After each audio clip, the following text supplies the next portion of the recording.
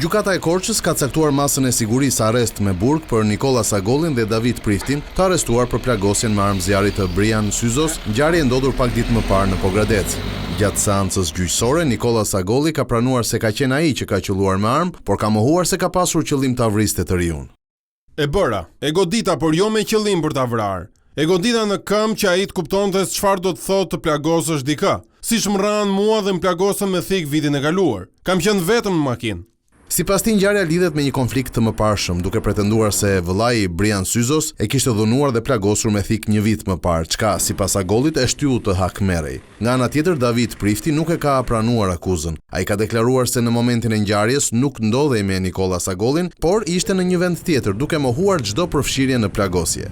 Pavarësisht pretendimeve të dyshuarve, gjykata e Korçës vendosi ndaj tyre masën e sigurisë arrest me burg bashkë me 2 të shpallurit në kërkim, Edison Agolli dhe Mehardi Berberi. Policia ka zbuluar se vëllezërit Agolli kishin vendosur dhe një kamerë në afërsi të burgut të Drenovës për të vëzhguar lëvizjet e Brian Syzos dhe për ta sulmuar në momentin që ai do të shkonte të takonte vëllain e tij, Sindi Syzo. Ky fundit vuan dënimin për plagosjen me thik të Nikola Agollit në një berberhane. Pikërisht kjo ngjarje mendohet të jetë edhe shkaku i atentatit të disa ditëve më parë.